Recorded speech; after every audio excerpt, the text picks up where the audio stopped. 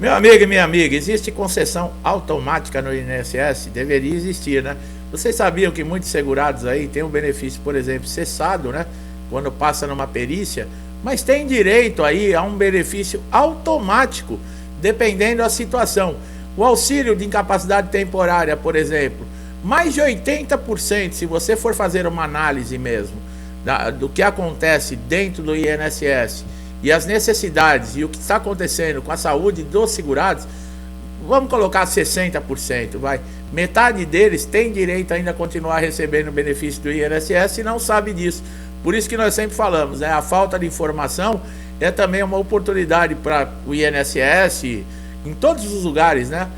Conseguirem aí ludibriar, conseguirem não passar para os segurados, né? Para o cidadão, muitas vezes um direito que ele tem. E ele não sabe disso, tá? Por isso é a importância de você estar sempre informado, de você estar sempre por dentro e atualizado de tudo que está acontecendo. Porque é um direito seu.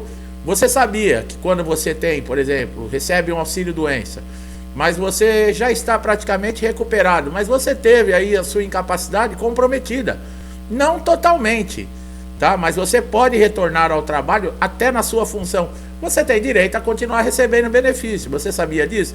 Agora, os peritos, né, pelo desconhecimento da maioria, né, desses segurados, o que fazem? Eles dão alta, eles dão uma data de cessação aí no benefício, né, e esse segurado ele recebe a data de cessação e retorna ao trabalho, mesmo com a sua capacidade, né, reduzida, e continua trabalhando normal, sem saber que poderia estar recebendo aí um benefício do INSS. E é sobre isso que nós vamos falar. A mesma coisa na questão de reabilitação profissional, né? Você entra na reabilitação profissional. Quando nós falamos de concessão automática, quer dizer o quê? Não tem que se pensar. Está na lei, é direito, né? E não é porque o segurado desconhece que, por exemplo, um perito não deva fazer, ou uma perícia não deva ser concluída, né, de acordo com o que está escrito, porque é direito do segurado, né? E não quer dizer que o segurado não sabe, então não precisa. Não, né? É exigência, é cumprimento, é dever, né, desses funcionários públicos, né, que nos atendem em todos os órgãos, não só INSS, nos informar de quais são os nossos direitos. E o que acontece? Muitos aí é o que eu falei, né, poderiam estar recebendo ainda a continuidade do benefício, mesmo retornando ao trabalho, e não sabe disso. Então, é um conhecimento essencial e importantíssimo que nós vamos tratar aqui nesse vídeo e dar a você a oportunidade de você fazer com que esses seus direitos sejam concedidos, né? Porque se você teve uma capacidade reduzida, ela foi temporária, mas mesmo assim reduziu a sua capacidade, você tem direito aí a um benefício, a continuar recebendo. Qual é esse benefício? Nós vamos falar tudo sobre isso aqui nesse vídeo, por isso é muito importante você acompanhar com atenção, porque o interesse é seu, né? Você vai parar de receber um benefício, poderia estar recebendo ainda outro benefício permanentemente, retornando ao trabalho, mas você não sabe disso. Então é do seu interesse estrito você saber disso para poder exigir. E outra, como eu falei, a concessão deve ser automática. Caso você esteja na perícia, o perito cessa e não fala nada, você: não, doutor, espera um pouquinho, eu estou comprometido aí na minha capacidade e eu sei que de acordo com a lei tal, eu tenho direito a tal benefício, e deve ser automático. O perito não tem o que falar. A partir do momento que você está comprovando que houve uma redução na sua capacidade, é direito seu receber. Então vamos lá, atente a todos os detalhes do vídeo. Nós vamos falar da redução de incapacidade no INSS, tá? Essa redução de incapacidade é um dos requisitos para a concessão de benefícios, tá? Como o auxílio acidente e para passar pela reabilitação profissional. Em outras palavras, o segurado sofreu algum problema que impede de trabalhar, normalmente ele tem direito a um benefício do INSS. Agora, será que é em todos os casos? Bom, para receber, por exemplo, auxílio-doença, aposentadoria por invalidez, é necessário você ter pago pelo menos as contribuições no INSS, né? Que seria no mínimo 12 contribuições, né? Que é para ter a qualidade de segurado, tá? Antes da redução da capacidade laborativa, tá? Quer dizer, você tem que ter pago as 12 contribuições antes de sofrer, por exemplo, um acidente ou mesmo uma doença, tá? Existem algumas exceções a essa regra, tá? No caso, por exemplo, de doenças, né, ocupacionais, acidentes ocupacionais que estão relacionados dentro do seu trabalho, dentro da sua empresa, né, com a sua profissão, tem algumas outras regras. Nós temos vídeo aqui no canal que nós falamos sobre isso, tá? Bom, o artigo 86 da Lei 8.213/91 diz que o auxílio acidente ele será concedido como indenização, tá?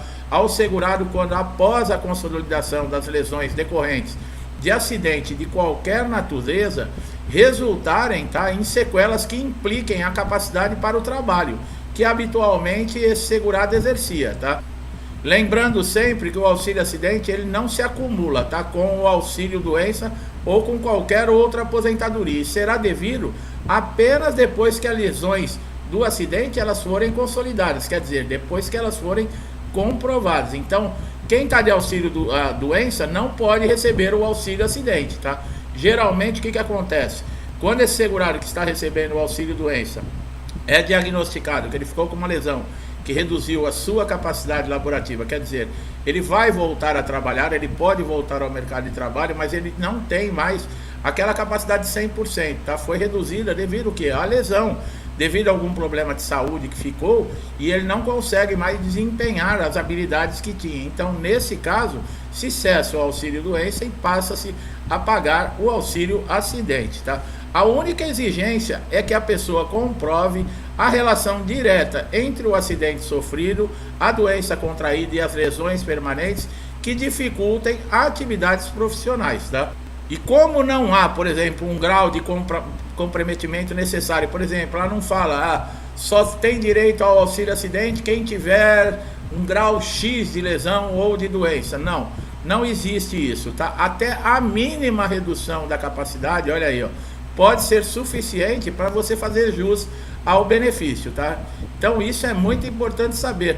Se você teve aí um problema, por exemplo, na mão, né? A gente vê que as pessoas às vezes têm aquela tendinite, né? E perde, por exemplo, alguns movimentos na mão, mas a pessoa continua podendo desempenhar uma função, só que ela tem dificuldades, por exemplo, para digitar. Então o que acontece? Mas é mínimo, ele está mexendo a mão ainda, mas para digitar não consegue, já tem direito ao auxílio acidente, tá? Se tiver afastado de auxílio doença e receber alta, o perito, num caso como esse, deve sim ceder, né, conceder o auxílio acidente para esse segurado. Agora, uma pergunta também muito recorrente é se existe estabilidade, tá? Após um ano do retorno a uma empresa, né, a empresa pode dispensar você, tá? A estabilidade não é até aposentar.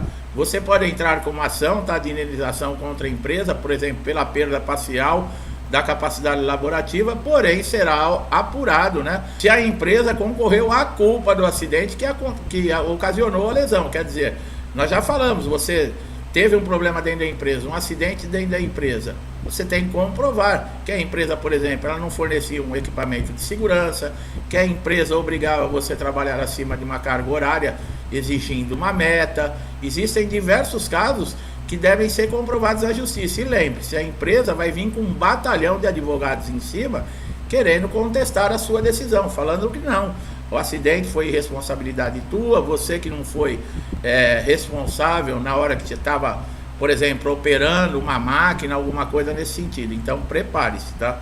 Bom, para auxílio acidentes ocorridos depois da reforma da Previdência em 12 de novembro de 2019. Se você sofreu um acidente ou contraiu doença dentro dos requisitos do auxílio doença até 12/11/2019, tem direito adquirido ao benefício com as regras pré-reforma, tá? Então, pós-reforma. Nesse caso, o valor do benefício ele é 50% da média, tá? Dos 80% das maiores contribuições que você fez no INSS desde 1994. Bom, para resumir, o valor do auxílio acidente é 50% do valor que você recebia, por exemplo, de auxílio doença. Você recebia 2.000 de auxílio doença, o valor do auxílio acidente ele é R$1.000. Você retorna ao mercado de trabalho ou sua empresa, volta a receber o seu salário juntamente com o auxílio acidente. Agora tem um problema, o auxílio acidente, antes ele só cessava, por exemplo, quando esse segurado se aposentasse ou então falecesse. Depois da reforma da Previdência, mudou algumas coisas. E o ano passado nós tivemos uma medida provisória que autoriza o INSS também chamar para pente fino e revisão esses segurados que recebem o auxílio acidente, para constatar, para avaliar se ainda existe o problema que gerou o benefício. Então o que está acontecendo? Tem muito segurado que está recebendo alta do auxílio acidente. Caso você seja prejudicado, você já sabe qual é o caminho, né? Procurar a justiça, tá? Bom, por lei, o próprio INSS ele deve oferecer reabilitação profissional, tá? Fornecer órtese, próteses para ajudar na reabilitação. Lembramos que os benefícios de incapacidade eles são passíveis sim por lei, tá? Em ser chamados, por exemplo, ou encaminhados pelo perito do INSS para a reabilitação profissional ou mesmo judicialmente, que anda acontecendo bastante casos, tá? A própria justiça encaminhando segurados para a reabilitação profissional. Quando o segurado ele é chamado para a reabilitação profissional, ele é obrigatório, tá? Ele não tem opção, por exemplo, de dizer eu quero ou não quero participar. Os benefícios por incapacidade têm a concessão prevista no artigo 59 a 64 da Lei 8.213 e no artigo 201. Serão concedidos mediante contribuição de segurados que preencherem requisitos necessários para recebimento de benefício ou reabilitação profissional. Quer dizer, isso está dentro da lei, tá? Os benefícios mais comuns, aposentadoria por invalidez e auxílio doença, dentro da reabilitação profissional, nós já falamos aqui de certos cursos que são oferecidos. Muitas vezes vão oferecer um curso para você aí que não tem nada a ver, né, com a função que você desempenhou há anos, mas você é obrigado a participar da reabilitação profissional.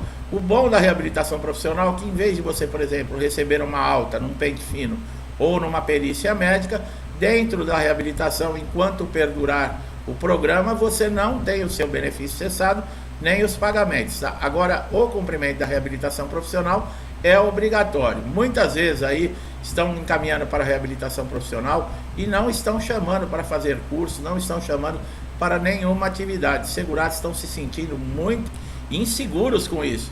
Muitos já foram chamados, por exemplo, por uma assistente social para fazer uma entrevista, e nessa entrevista foi avaliada toda a situação. Pessoal, na reabilitação profissional não conta somente a lesão, não conta somente, por exemplo, a doença que está impedindo esse segurado de trabalhar, tá? É verificado também a situação social desse segurado, tá? O ambiente que ele mora, se tem família, grau de escolaridade, tem tudo isso que conta dentro da reabilitação profissional. E, por exemplo, um segurado que foi encaminhado para a reabilitação profissional quando estava no período de graça, ele foi mandado embora de uma empresa, estava naqueles 12 meses de carência, né, que ele pode, se sofrer algum acidente ou uma doença, ele pode pedir o benefício, e ele foi encaminhado para a reabilitação profissional. Ele está desempregado. Se você envia essa pessoa para a reabilitação profissional, dá para ela um curso em qual ela não vai se adequar, ou ela não tem possibilidade de exercer a função que foi adaptada ali para ele, né? Na perícia, eles dão um certificado e falam, ó, tá pronto para trabalhar. Não consegue o encaminhamento para nenhuma empresa, por exemplo, que tenha aí parceria com o INSS. Essa pessoa, ela não pode ficar desamparada. A única fonte de renda que ela tinha era o benefício que estava recebendo enquanto estava na reabilitação. Então, tudo isso tem que ser levado em conta. Baixa escolaridade, principalmente, tá? Se você está desempregado e com baixa escolaridade, o INSS não tem como, por exemplo, dar baixa no programa de reabilitação e te abandonar aí a própria sorte. Isso não existe, porque coloca em risco o seu sustento e o sustento da sua família, tá? Então essas são informações muito importantes relacionadas, por exemplo, a você que ficou com uma sequela, que ficou com algum problema, que diminuiu a sua capacidade para o trabalho, você tem direito ao auxílio acidente. Se você está recebendo o auxílio doença, está terminando, por exemplo, o perito está achando que você já está melhor, cobre do perito, olha, eu estou com uma sequela, não tenho condições de desempenhar o meu papel profissional como antes, eu tenho direito ao auxílio acidente. Por isso o conhecimento é muito importante. Numa situação como essa, você citar para o perito que você tem conhecimento da lei, já muda muita coisa, tá? O perito não vai negar, porque ele sabe que você tem conhecimento da lei. Para aquele que está mal informado, que não sabe, passa sem percepção e o INSS é que sai beneficiado, né? Ele acabou negando aí um benefício que era direito desse segurado. Você que está sendo prejudicado de qualquer forma no INSS, você encontra aqui no canal diversos vídeos que nós tentamos ajudar aí a resolver qualquer problema. Mas se não houver uma solução, não houver o reconhecimento dos seus direitos, procure a justiça, tá? Um benefício de incapacidade, ele é necessário que você comprove com elementos, sabe, que é a documentação, que você tenha laudos, histórico cirúrgico, laudo de tratamentos que você fez, receituários médicos, tudo isso é muito importante para se anexar no processo, para o magistrado ter ciência das suas condições e colocar em prática o que está escrito na lei. Mas você também vai passar por uma perícia judicial, tá? Então, aguarde. E a própria justiça também pode lhe encaminhar para a reabilitação profissional. É bom estar sempre ciente dessas informações atualizadas, pessoal, porque você não é pego de surpresa, tá? De repente aí acontece algo e você não sabe o que fazer. Meu amigo e minha amiga que estão chegando aqui a primeira vez, eu espero que essas informações tenham sido importantes, elucidaram, trouxeram conhecimento que vai ajudar você. Gostou do nosso trabalho? Não deixe de dar um like aqui no vídeo, se inscreva no canal, ative o sininho de notificação para você sempre receber nossos novos conteúdos. Pode ser aquela informação que vai ajudar você a resolver aquele problema de meses já que você não encontra solução, mas nós vamos te ajudar, e o melhor de tudo é de graça, você não paga nada, tá? Meu amigo e minha amiga que estão sempre comigo, domingão, terminando aí o domingo, vamos seguir em frente para mais uma semana. Que Deus abençoe a sua casa, sua vida, sua família com paz, amor, prosperidade, muita saúde. Tudo que eu desejo para mim, eu desejo em dobro a todos vocês. Eu deixo um forte abraço e até os próximos vídeos.